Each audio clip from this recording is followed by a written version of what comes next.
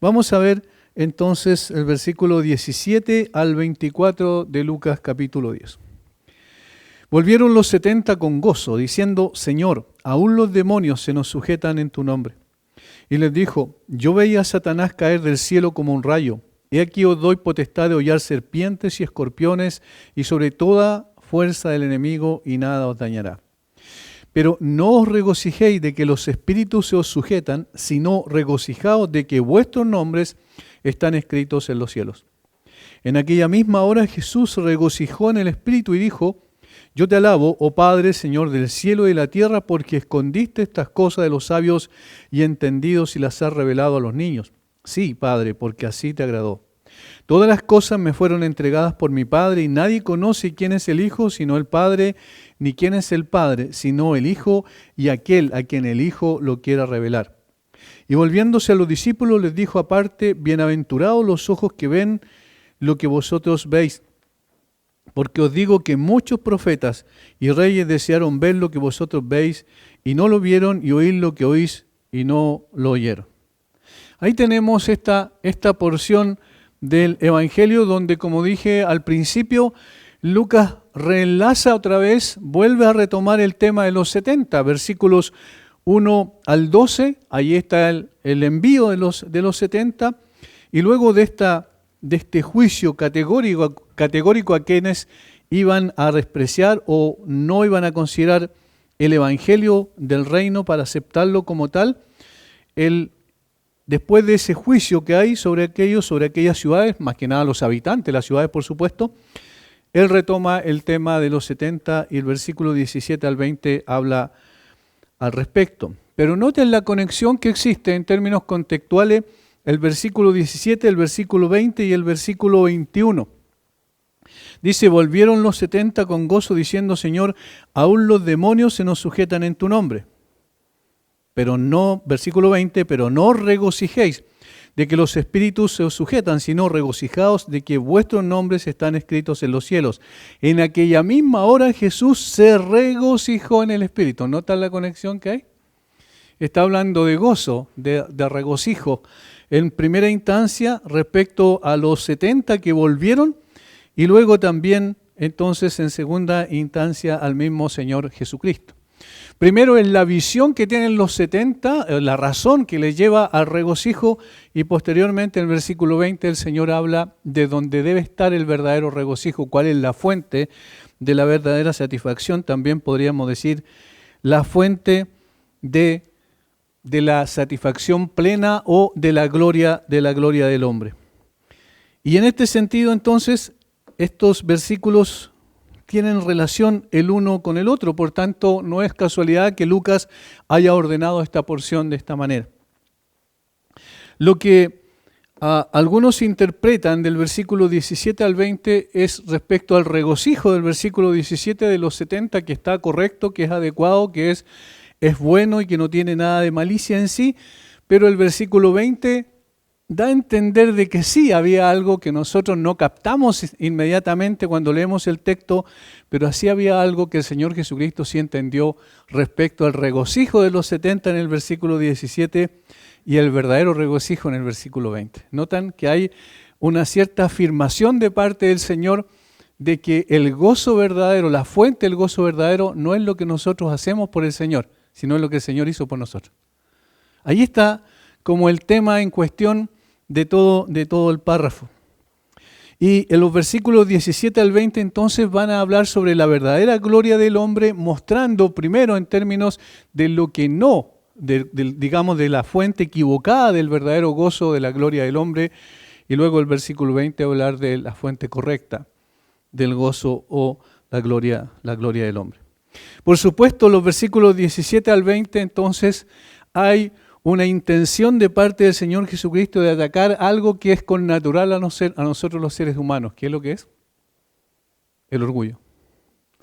El orgullo. El Señor sigue corrigiendo. Primero, recuerden, a sus discípulos los corrigió, ahora a los apóstoles quiero decir, y ahora a los 70 también los corrige para que no se envanezcan en sí mismos por lo que hicieron, porque eso es lo que da a entender el versículo 17.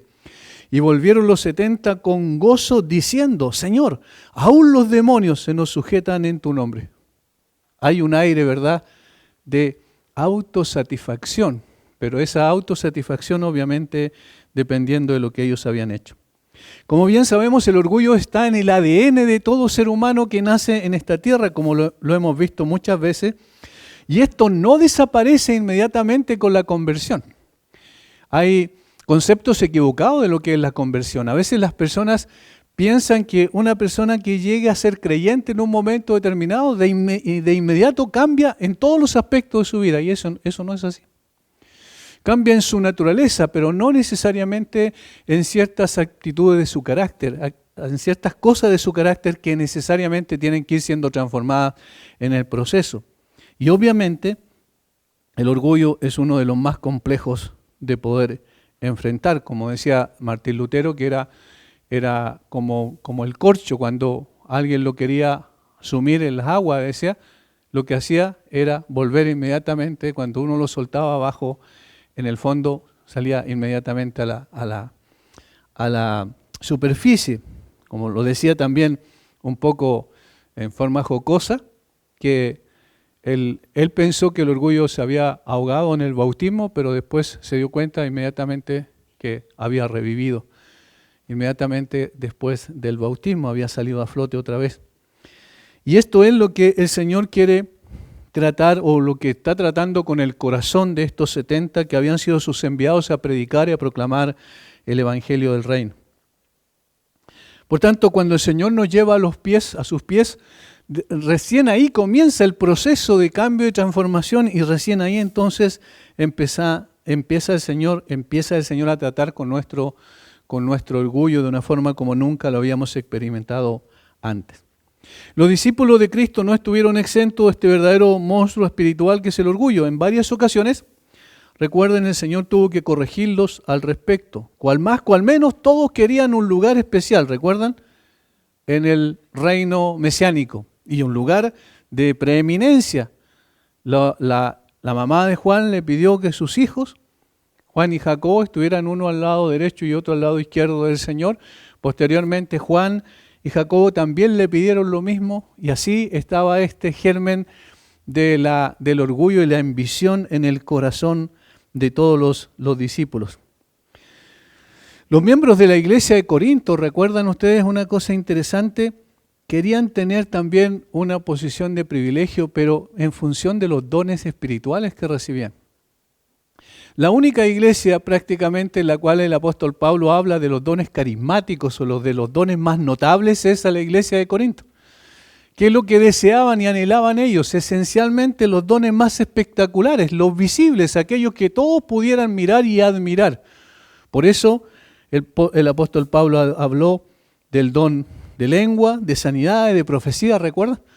Eso era lo que más admiraban ellos, porque entendían que en el fondo el cristianismo, equivocadamente por supuesto, tenía que ver con los dones más visibles, más notorios al resto. Y eso mostraba ¿qué cosa? Orgullo en sus corazones. Ahora, cuando el Señor envía a los 70, en su mini gira de evangelización que tenemos aquí, estos regresan con alegría desbordante al constatar que su éxito estaba más allá de sus propias expectativas probablemente. De hecho, si nosotros vemos el capítulo 10, los versículos 1 en adelante, cuando el Señor envía a los 70, en ninguna parte, por ejemplo, les dice que los demonios se le van a sujetar. Solamente les dice que vayan y que donde lleguen y donde entren, donde los reciban, ellos, ¿cierto?, sanen a los enfermos, versículo 9, y transmitan el mensaje. Él se ha acercado a vosotros el reino de Dios. Eso es nada más lo que le dice. Ahora, cuando nosotros vemos el versículo 17, hay algo mucho más de lo que ellos al principio creyeron que podían hacer. Volvieron los 70 con gozo diciendo, Señor, aún los demonios se nos sujetan en tu nombre. O sea, cuando dicen aún los demonios, están dando a entender que el éxito que habían logrado era mucho más allá de las expectativas que ellos mismos se habían pensado antes de poder ir en la gira. Sin embargo, esta actitud tiene que ser corregida por el Señor, porque más allá del éxito momentáneo, el Señor le tiene que enseñar algo fundamental. que la gracia de Dios es más importante que los dones y que el éxito que ellos podían haber logrado. Esta última, ¿cierto? La gracia de Dios es la que debe producir más gozo en el corazón del creyente que todos los dones juntos que hemos recibido para realizar la tarea en la obra de Dios. Todas las capacitaciones espirituales especiales que el Señor nos da, que son los dones, todos los talentos naturales con el cual el Señor nos ha concebido, cada uno de ellos, tanto los talentos como los dones, no preceden a la gracia, sino que la gracia precede a los dones y los talentos. De tal manera entonces que la verdadera gloria del hombre no está en el ejercicio de los dones espirituales o de los talentos naturales en la obra del Señor, sino que en la gracia de Dios. Este es el tema entonces de este párrafo que desarrollaremos en esta ocasión. La verdadera gloria del creyente o la verdadera gloria del hombre fue que le pusimos como título. Veremos que esta gloria no se encuentra en lo que nosotros hagamos por el Señor, sino en lo que el Señor ha hecho por nosotros. Por tanto, no tiene que ver con los éxitos momentáneos que podamos ver plasmados en nuestro trabajo en la obra de Dios, sino en la gracia de Dios que ha escrito con tinta indeleble nuestros nombres en el cielo, versículo 20. Pero no os regocijéis de que los espíritus os sujetan. Ese era el regocijo de los apóstoles, o sea, de los 70, ¿recuerdan? Sino regocijaos de que vuestros nombres están escritos en los cielos. Ahí hay una diferencia superlativa. Lo último es mucho más importante que lo anterior. Pero en la perspectiva nuestra, por el orgullo natural que hay en nuestros corazones, lo primero es más importante que lo segundo. Y por eso entonces el Señor tiene que corregir ese equivocado concepto. Vamos a ver entonces cómo los apóstoles, o como los 70 quiero decir, aquellos que fueron enviados en la gira de evangelización, concebían la gloria y lo cual le producía gozo, y cómo el Señor interpreta aquello desde la perspectiva de la gracia. Vamos entonces a lo primero, versículos 17 y 18. La gloria del creyente no se encuentra en sus logros. Esa es la primera afirmación que hacemos entonces para comenzar a desarrollar el texto. La gloria del creyente no se encuentra en sus logros. Esta es una de las cosas que tiene que salir de nuestra mente, de nuestro corazón. Pero es difícil, hermanos, es muy difícil porque de alguna manera nosotros siempre concebimos que algo que nosotros hicimos es lo que dio lugar a lo otro.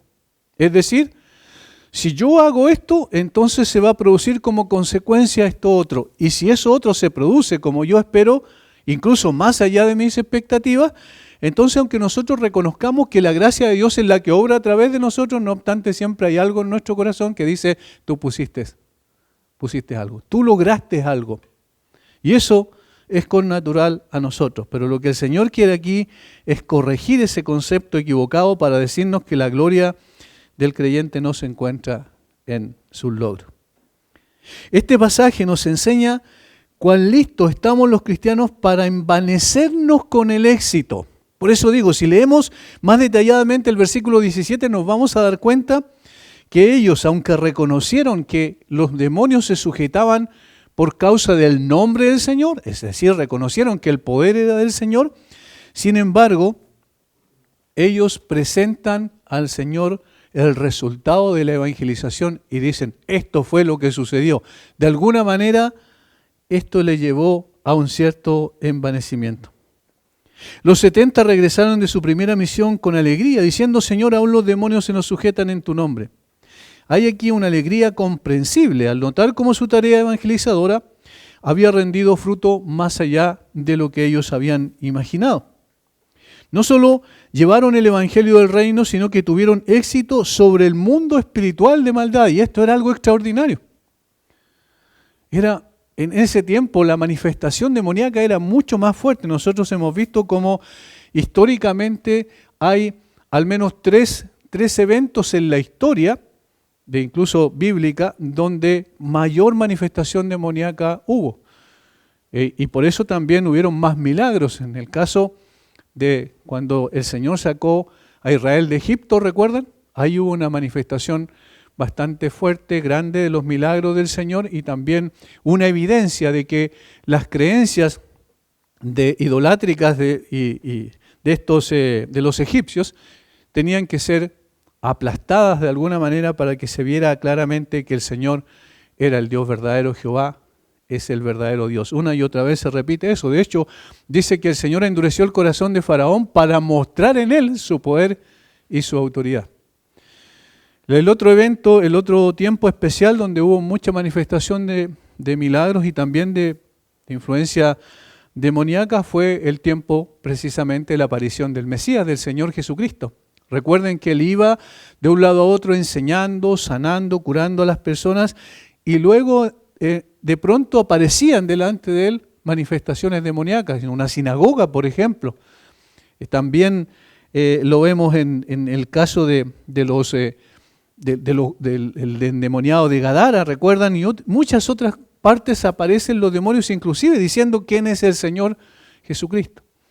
Y la tercera ocasión donde hubo mucha manifestación demoníaca fue en el tiempo apostólico también. ¿Recuerdan cuando el apóstol Pablo llegó a Éfeso? Ahí había mucha práctica de la magia y que fue tanto que cuando el apóstol Pablo predicó, ¿recuerdan lo que ocurrió? Y muchos se convirtieron, trajeron los libros de magia y los quemaron en la plaza pública.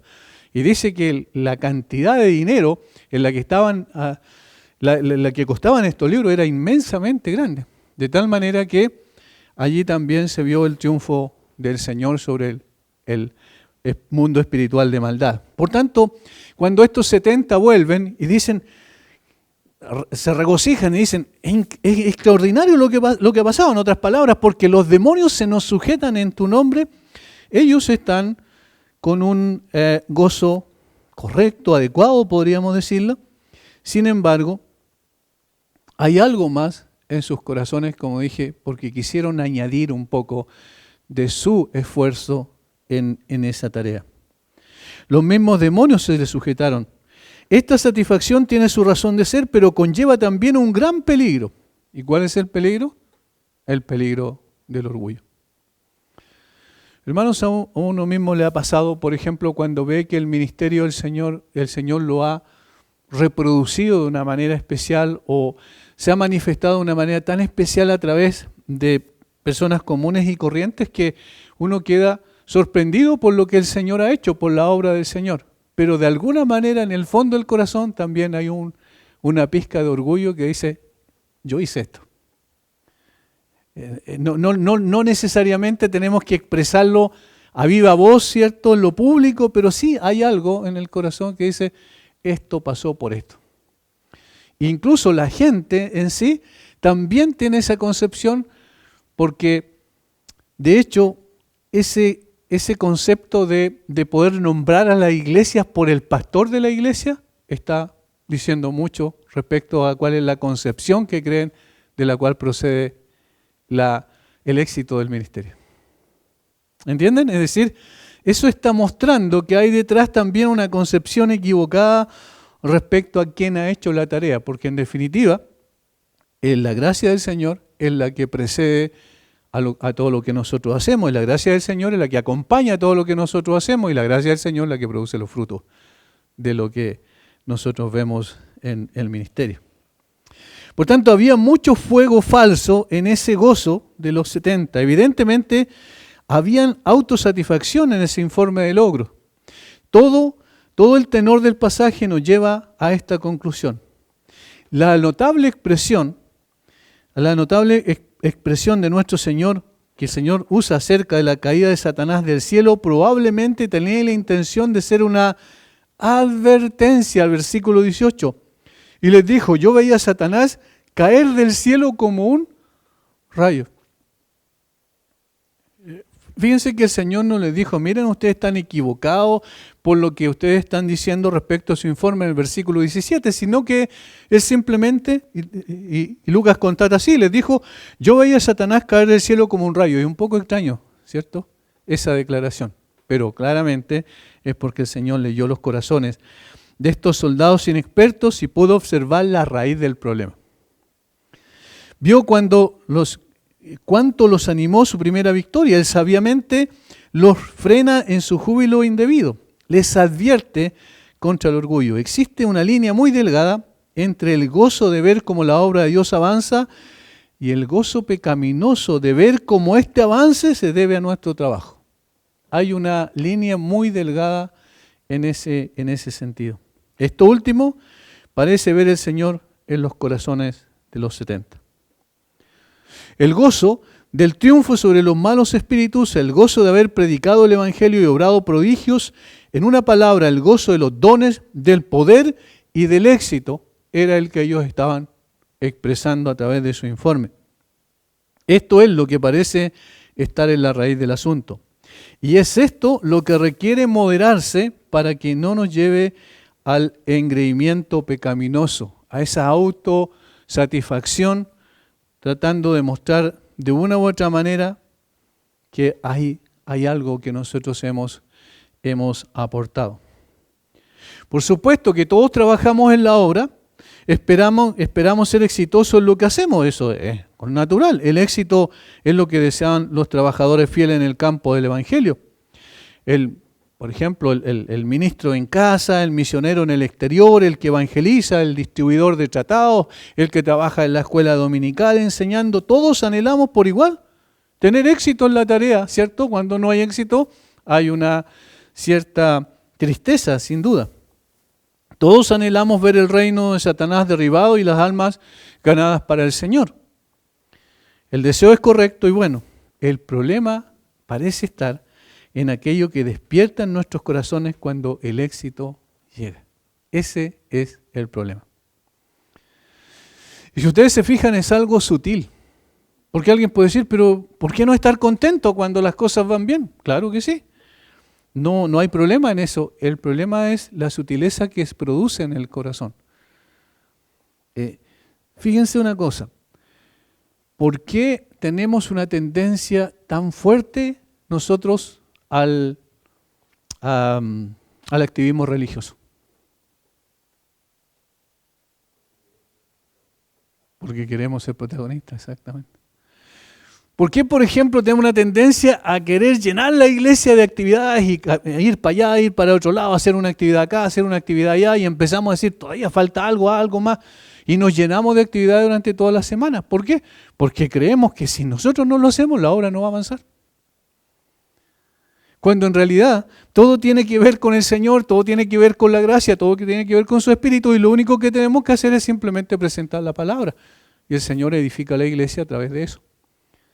Pero tenemos esa tendencia a querer hacer muchas cosas porque pensamos que de lo contrario la obra no va a avanzar. Quiero enumerar algunos de estos peligros que hay en esta concepción errada de la gloria que nosotros debemos anhelar. Primero, este éxito es muy propenso a degenerar en orgullo, como dijimos. Es imposible no reconocer que siempre que vemos plasmado nuestro trabajo en resultados exitosos, no le atribuyamos algo de ello a nosotros. Esto es en todo orden de cosas, pero es mucho más complejo cuando se trata de la labor espiritual. Imagínense lo que significa contar con dones espirituales que manifiestan poder espiritual aún sobre el mundo de maldad. Es decir, cuando vemos que estos dones no son simplemente propios, ¿cierto? Y que pueden ayudarme, por ejemplo, para estudiar correctamente la Biblia o para expresarme adecuadamente en la enseñanza de la Biblia, sino que hay mucho más que eso, y como en este caso, ellos vieron en la práctica que los demonios se sujetaban en el nombre de Jesús. Dijeron, aquí hay un poder mayor que nosotros no conocíamos. Y entonces ellos pensaron, bueno, tenemos un poder grande en nosotros. Y eso produce orgullo. Y esto, una cosa importante, no es suavizado, no, pero es para la gloria de Dios. No es suavizado por eso. No es suavizado tampoco por toda la gracia, es solo por su gracia.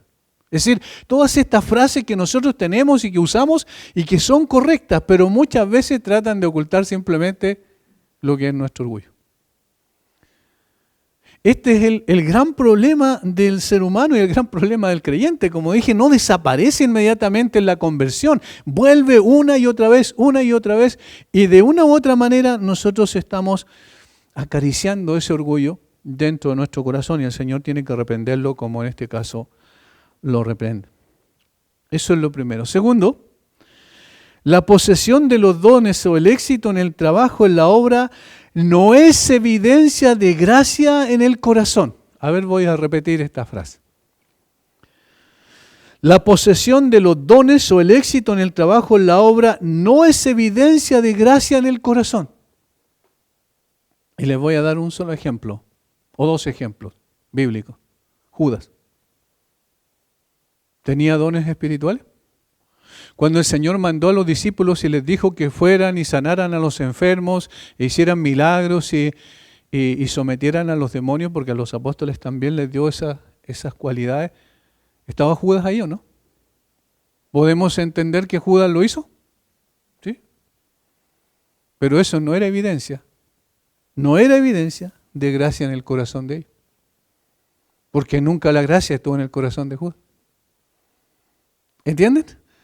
Y esto es muy sutil porque nosotros evaluamos externamente. Entonces, cuando evaluamos externamente, si esta persona tiene este don y por eso ocurrieron las cosas que ocurrieron. Y entonces ese don es significado inmediato de que hay gracia en el corazón de esa persona, pero no necesariamente. Ahora vayamos a Mateo capítulo 7, en el contexto del Sermón del Monte, quizás uno de los textos más duros, más confrontacionales, más terribles. Porque ninguno de nosotros quisiera que nos dijeran esto en el momento de evaluar nuestra vida. Dice el Señor, no todo el que me dice, Señor, Señor, entrará en el reino de los cielos. Y esa reiteración es una especie de hebraísmo que cuando se repite dos veces habla de intimidad. O sea, estas personas hablaban del Señor en términos íntimos. No todo el que me dice, Señor, Señor, entrará en el reino de los cielos, sino el que hace la voluntad de mi Padre que está en los cielos. Y aquí comienza a enumerar lo que estas personas hicieron. Miren, muchos me dirán en aquel día, Señor, Señor, ¿no profetizamos en tu nombre? ¿Y en tu nombre echamos fuera demonios? ¿Y en tu nombre hicimos muchos milagros? 3 cosas hicieron. Y fíjense la palabra con la que inicia todo o el adverbio de cantidad, muchos. Muchos me dirán en aquel día, Señor, Señor, no profetizamos en tu nombre, y en tu nombre echamos fuera demonios, y en tu nombre hicimos muchos milagros. Es decir, había muchas personas, o habrá muchas personas que van a presentar sus cartas credenciales en el momento cuando el Señor juzgue a cada uno de los seres humanos. ¿Y cuál es la cualidad que ellos tenían? Hicieron muchas cosas. Lo extraordinario es que el Señor nos dice, no, ustedes nunca hicieron eso, están equivocados. Sino que simplemente les dice, entonces les declararé, nunca os conocí, apartados de mí, hacedores de maldad. Ven que la manifestación o la posesión de ciertos dones no necesariamente, o talentos especiales no necesariamente son evidencia de la gracia en el corazón de esa persona. Y por eso entonces el éxito logrado externo no necesariamente es éxito verdadero. ¿Y quién lo sabe? ¿Quién evalúa eso? Obviamente el Señor. Por tanto, no nos contentemos con poder hablar con elocuencia o predicar poderosamente o razonablemente o argumentar hábilmente o profesar en voz alta el Evangelio, hablar con fluidez. Que no nos satisfaga conocer todo el sistema de las doctrinas cristianas y tener textos y palabras a nuestro alcance. Todas estas cosas son buenas, todas estas cosas debemos buscarlas sin duda. Pero no son necesariamente sinónimo de la gracia de Dios y no van a librar a nadie del infierno un día. Y esto es, recuerden lo que veníamos reflexionando en el Salmo 50. El Señor cuando dice al malo, al impío, ¿qué tienes que hacer con mi pacto? ¿Qué tienes con mi pacto en tu boca? Es decir, ¿por qué mi palabra está en tu boca? Y le estaba hablando a los sacerdotes y a los escribas, a los levitas, quiero decir, en el contexto del Señor Jesucristo, a los escribas le dice algo similar y a los fariseos, porque en realidad eran personas que tenían apariencia de piedad, pero no eran verdaderamente piadosos. Y quien conocía el corazón de ellos era el Señor. Ahora, en este caso, obviamente eran creyentes estos 70, pero el Señor le está diciendo que no pongan la mirada, o eso es lo que quiere apuntar, en lo que ellos hicieron, sino pongan la mirada en algo mucho más importante que le va a decir en el versículo 20, que sus nombres están escritos en el reino de los cielos. Eso sobrepasa con creces todo lo demás. Tercero, es muy peligroso regocijarse indebidamente en el trabajo que hemos hecho, porque después de todo el trabajo no podemos evaluar el verdadero éxito de esa tarea que realizamos. Me explico. Vamos a 1 Corintios capítulo 3, por favor, hermano. 1 Corintios capítulo 3. Cuando el apóstol Pablo habla de que ¿quién es Pablo, quién es Apolo? Servidores por medio de los cuales habéis creído, y esto según lo que a cada uno concedió el Señor. Yo planté, Apolo regó, pero el crecimiento lo ha dado Dios. Estoy leyendo el versículo 6, 5 y 6 de 1 Corintios 3. Yo planté, Apolo regó, pero el crecimiento lo ha dado Dios. Así que ni el que planta es algo, ni el que riega, sino Dios que da el crecimiento. Ahí habla del trabajo en la obra, ¿cierto? Ahora, versículo 9, porque nosotros somos colaboradores de Dios y vosotros sois labranza de Dios, edificio de Dios. Conforme a la gracia de Dios que me ha sido dada, yo como perito arquitecto puse el fundamento y otro edifica encima, pero cada uno mire cómo sobreedifica, porque nadie puede poner otro fundamento que el que está puesto, el cual es Jesucristo. Y si sobre este fundamento alguno edificare oro, plata, piedras preciosas, madera, heno, hojarasca, hay material de dos clases allí. Y la obra, miren, de cada uno se hará manifiesta, porque el día la declarará, pues por el fuego será revelada, y la obra de cada uno, cual sea el fuego, la probará. Si permaneciere la obra de alguno que sobreedificó, recibirá recompensa. Si la obra de alguno se quemare, él sufrirá pérdida, si bien él mismo será salvo, aunque así como por fuego. Obviamente no está hablando de la salvación allí, pero sí está hablando de la recompensa. Y está diciendo que ¿cuándo se sabrá el verdadero resultado del trabajo? En el momento en que comparezcamos delante del tribunal de Cristo. Entonces lo que nosotros evaluamos como éxito no necesariamente es éxito, sino lo que Dios ve respecto a la motivación con la cual también hacemos la tarea. En otras palabras, al final de la jornada, cuando nos presentemos ante el tribunal de Cristo, recién nuestras obras serán probadas como por el fuego. Y por eso hay dos tipos de material. Uno que el fuego los pule y los purifica más, y otro que el fuego los consume y no queda nada sino ceniza. ¿Se fijan los dos tipos de material que hay? Por tanto, ¿cuándo realmente sabremos cuán firme y cuán real ha sido el éxito? Cuando estemos en la gloria. Por lo tanto, no sabremos si recibiremos recompensa sino en ese momento. Ahí se probará el valor de nuestro trabajo. Por eso es peligroso colocar la mirada en lo visible. Cuarto, nunca olvidemos que el tiempo de éxito es un tiempo de peligro para el alma del cristiano. Es decir, cuando más éxito hemos logrado aparente, es el tiempo donde más susceptible podemos estar a ser engañados por el enemigo. Un ejemplo bíblico, el profeta Elías logró su gran éxito, su mayor éxito, si lo vemos de la perspectiva escritural, cuando retó a los profetas de Baal y finalmente mostró que el único Dios verdadero era el Señor, en contraste con los dioses falsos o con el mismo Baal, y mató a los sacerdotes de Baal después de que el Señor hizo descender fuego del cielo para consumir el holocausto, y de esa manera mostró que el Dios único y verdadero era el Señor, y tuvo un gran éxito. Pero a poco de andar, cuando Jezabel lo amenazó, y él supo que Jezabel lo había amenazado, ¿qué pasó con el profeta Elías? Estaba en la cúspide de su éxito espiritual, extraordinario. Dios le respondió de una manera milagrosa. ¿Qué pasó con él? Se deprimió y dijo que ojalá mejor hubiera muerto que el Señor le quitara la vida, ¿recuerda? Y después se fue a la cueva y en esa cueva estuvo ahí hasta que el Señor lo sacó de allí y le dijo que se levantara. Él pensó que no había nadie, solamente él que no había doblado su rodilla delante de Baal, y el Señor le mostró que no era así. ¿Se fijan?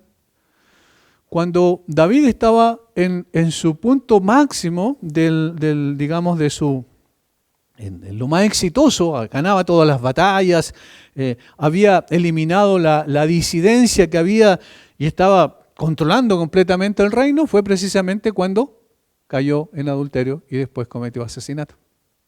De tal manera que el éxito, humanamente hablando, horizontalmente viéndolo de esa perspectiva, es muy peligroso, porque allí donde en más peligro está el alma del cristiano. Por tanto, necesitamos tener mucho cuidado.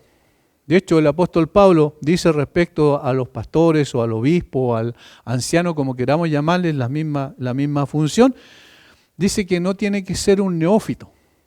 Eso significa un novato, alguien nuevo. ¿Por qué? No sea que envaneciéndose caiga en la condenación del diablo.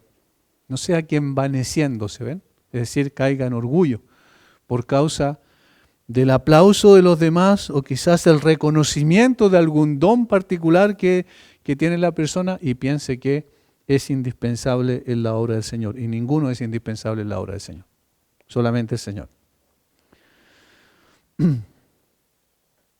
Estas cuatro razones que podemos dar, al menos respecto a lo que pasa con el corazón del creyente cuando tenemos cierto éxito, digamos, visto de la perspectiva humana.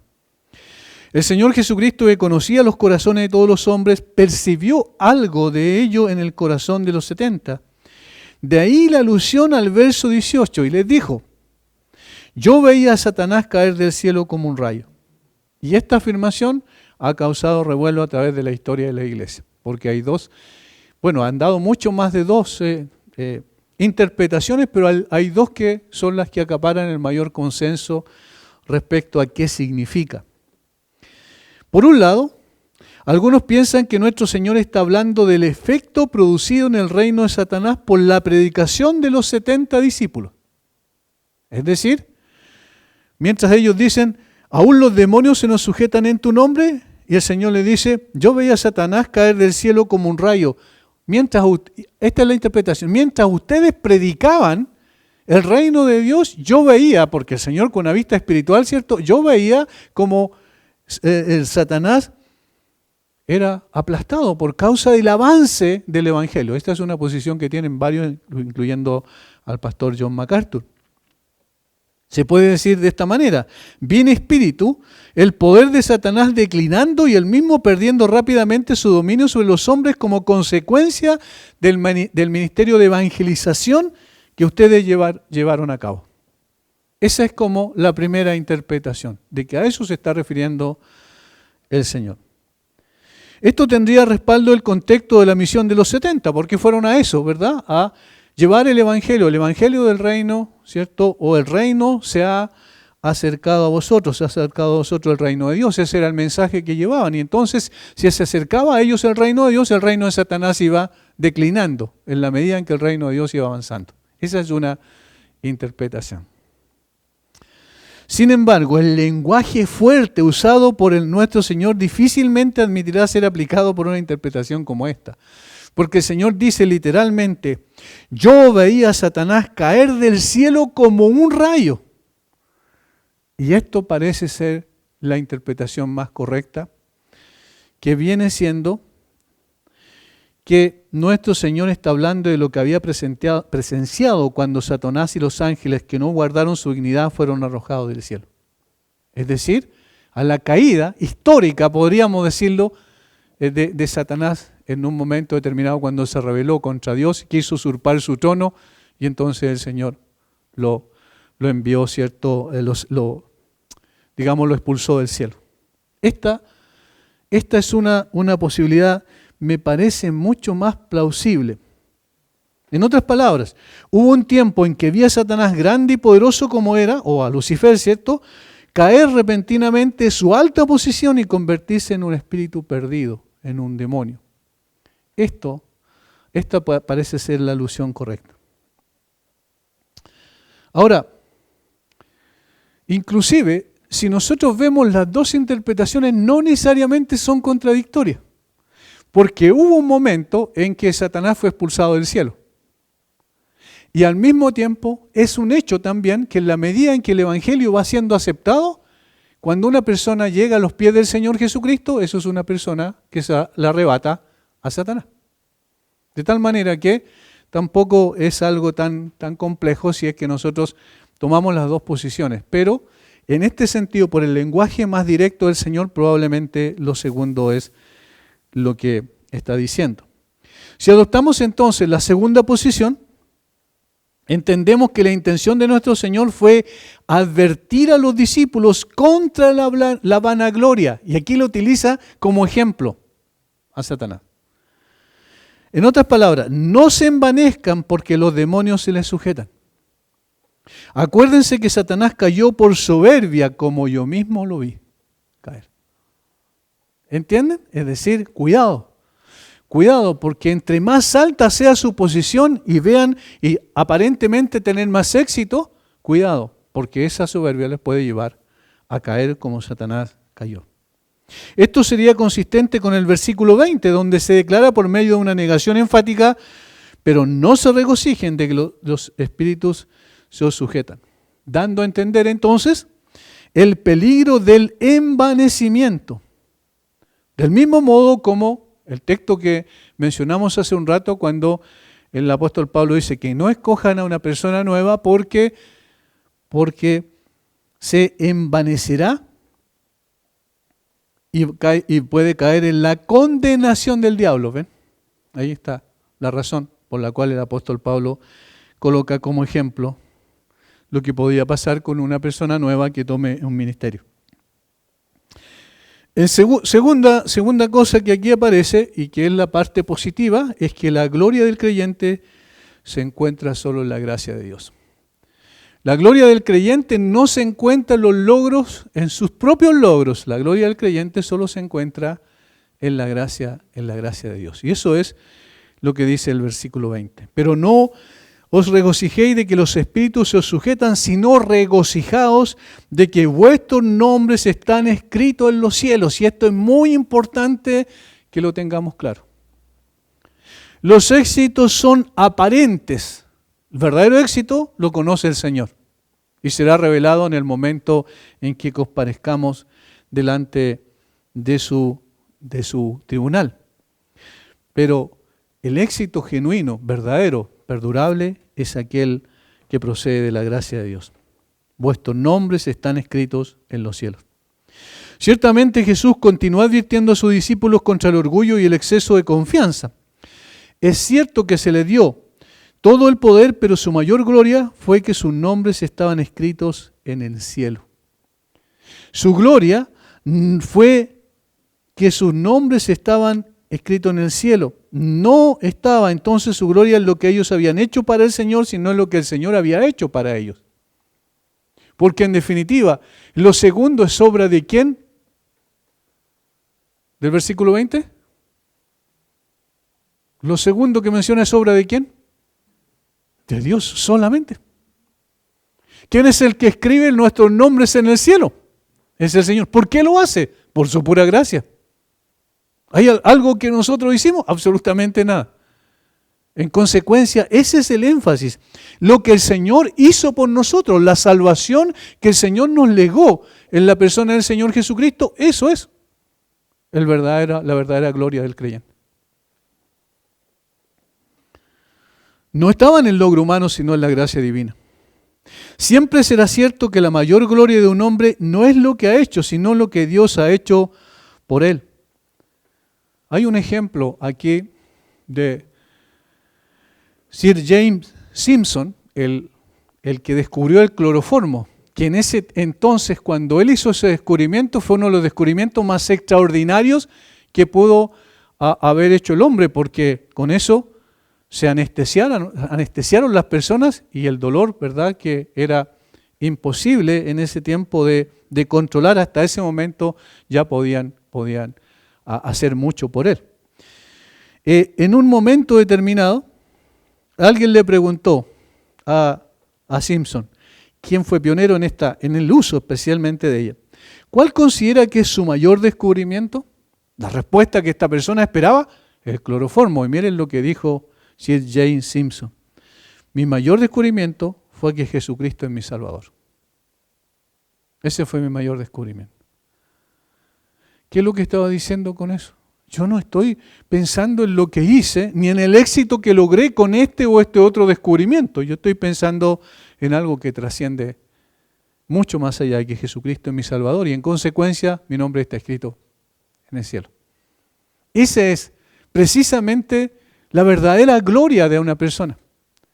Todo lo demás es volátil, todo lo demás es susceptible a destruirse. De hecho, nuestro cuerpo también lo es. Todo lo que somos y todo lo que poseemos y todo lo que tenemos es circunstancial y pasajero. Todos los éxitos, inclusive los éxitos que pudiéramos ver aparentemente en la obra, no, esto va a acabar, esto va a terminar, esto va a desaparecer.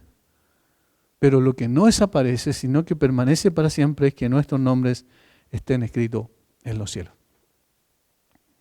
Sin duda, fue un honor y un privilegio que tuvieron los 70, ¿cierto?, de realizar esta tarea evangelizadora y que se les permitiera, se les diera poder para echar fuera demonios.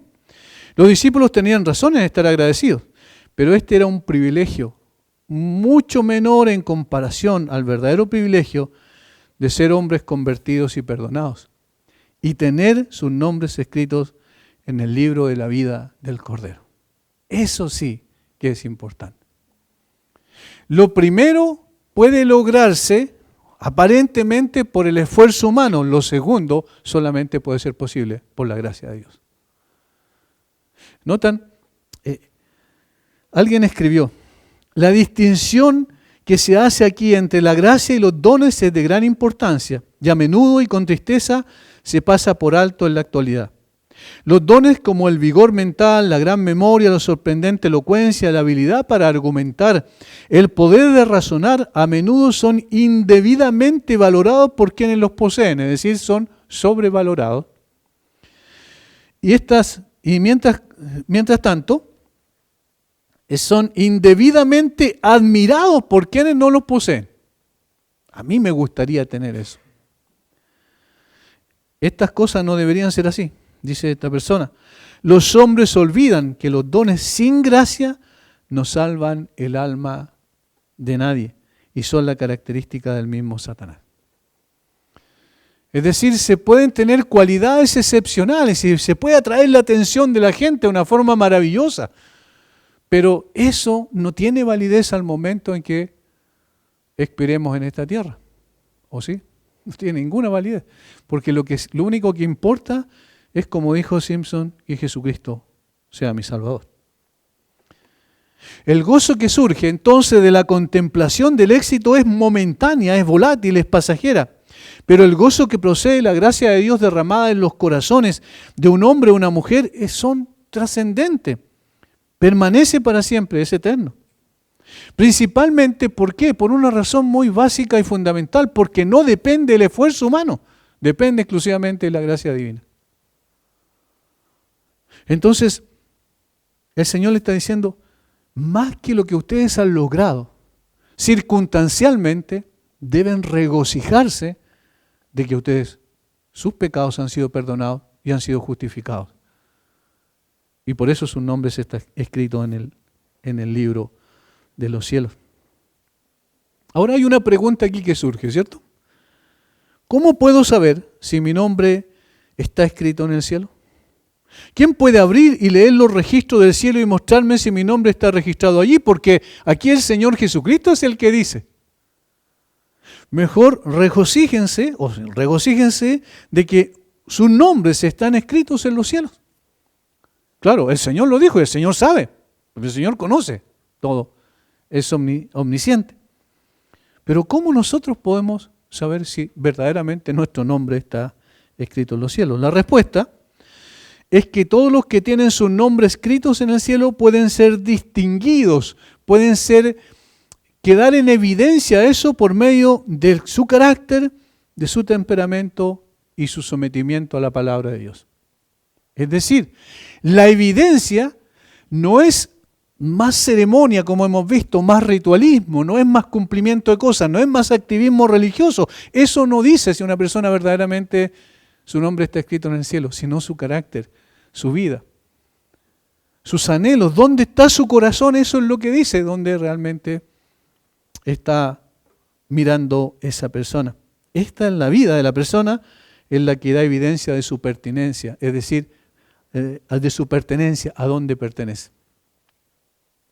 Todos los que tienen su nombre escrito en el cielo son profundamente conscientes de la vanidad de todas las cosas terrenales y de que solo el cielo es una porción suficiente. En otras palabras, una persona, un verdadero creyente, una persona que en efecto su nombre está escrito en el libro de la vida del Cordero, es una persona que no está tranquila, ni está contenta, ni está satisfecha con todas las cosas que pueda tener en esta tierra. Siempre anhela algo más, algo que trasciende. Siempre su mirada está puesta más allá del reino de este mundo.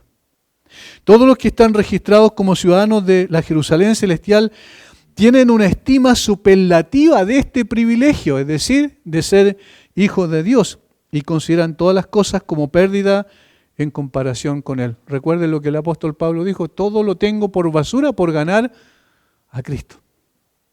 Hay una estimación más grande de las cosas celestiales. Está buscando esa ciudad cuyo arquitecto y constructor es Dios, una ciudad no hecha de manos, eterna en los cielos. Ahí está puesta su mirada. ¿Hace su tarea cotidiana aquí en la tierra? Por supuesto que sí, la busca hacer con excelencia porque de esa manera muestra también quién es su Señor.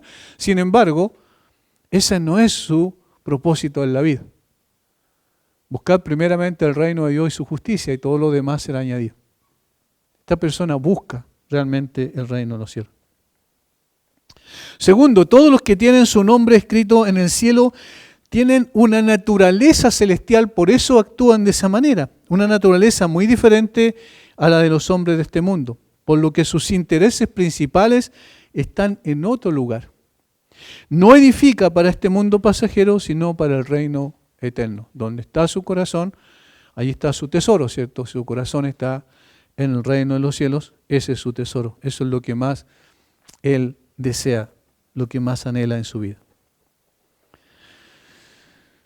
Tercero, todos los que tienen sus nombres escritos en el cielo tienen un amor peculiar por todos sus conciudadanos. El apóstol Pablo lo dijo a los efesios, quiero decir, de una manera muy linda en el capítulo 2 de la carta a los Efesios. Versículo 19 del capítulo 2. Así que ya no sois extranjeros ni advenedizos, sino conciudadanos de los santos y miembros de la familia de Dios. Aquí está diciendo que somos ciudadanos de otra patria, distinta a este mundo, y en consecuencia, como somos miembros de la familia de Dios y conciudadanos de los santos, entonces tenemos afecto los unos por los otros, un afecto que no tiene una persona que no tiene a Cristo en su vida, cuyo nombre no está escrito en el libro de la vida. Por tanto, aman a los demás como miembros de la misma ciudad. Primera de Juan 3:14 también menciona aquello.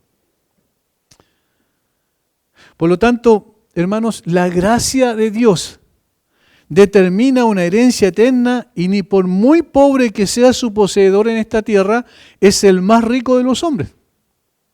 Es mejor ser un Lázaro que carece de todo en esta tierra, pero cuyo nombre está escrito en el cielo, antes que un rico que tiene sobra en esta tierra, pero que no posee nada en la gloria.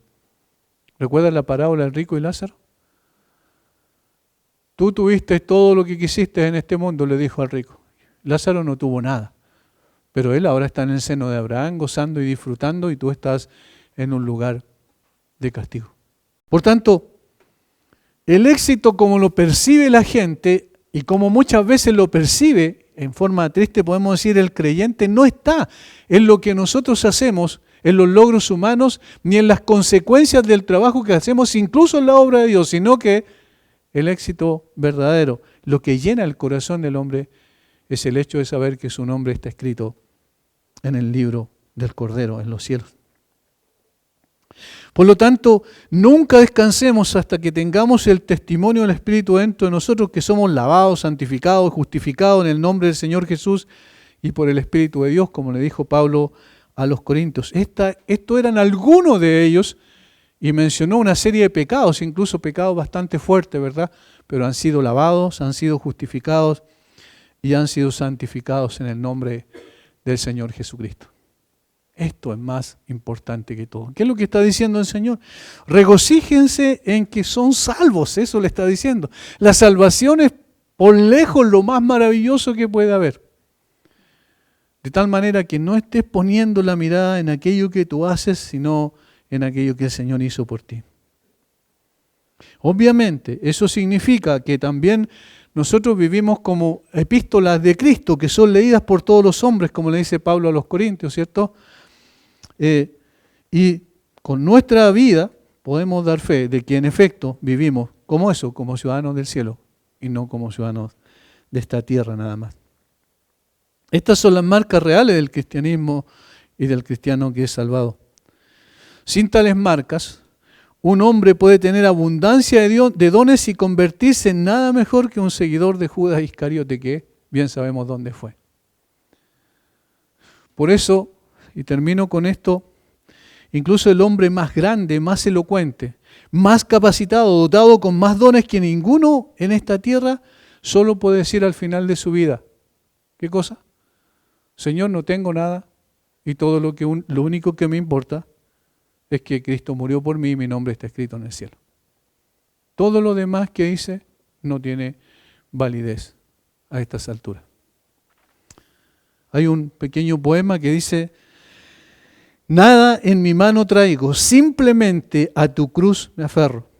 Desnudo, acudo a ti en busca de vestido.